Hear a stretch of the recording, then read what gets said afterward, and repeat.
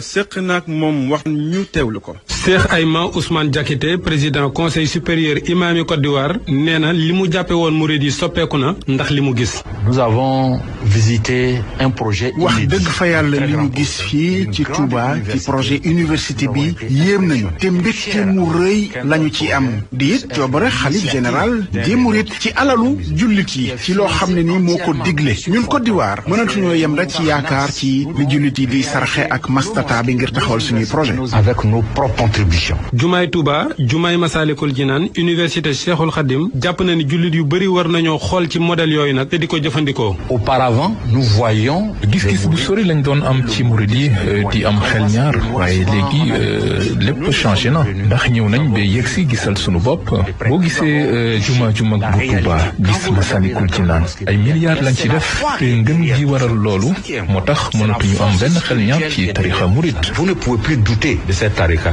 looloo tax mu ni projet bi xalif général des mourides am ca Yamoussoukro ca Côte d'Ivoire ñu fas fa yéenee jàngale te mu dénk ko Serigne Modou Kara Mbacké mu Serigne Moustapha Bassirou wanati na leen aw yoon. Le projet l'initiative de Khalif. projet bii xalif général des mourides yëkkati bëgg koo taxawal fii ci Côte d'Ivoire ñun de yéem nañu mosu fee am li ñu tàmmoon kay mooy dem di lijjanti ji ay financement di taqale pour tabaxal l'islam waaye nit jóg yëkkati alalam ne lii laa defal l'islam pour jàppale leen ko fii ci Côte d'Ivoire musul am mbégte mi ngi ci am nag moom foo ko natt rek weesu na ko communauté mouride moom ci Côte d'Ivoire waxatuñu dara. À part entière. Cheikh Ayma Ousmane Diakité kuréel gi mu jiite lu ëpp juróom-ñetti junniy jumaa ngi ci ak lu ëpp ñaar fukki junniy imam.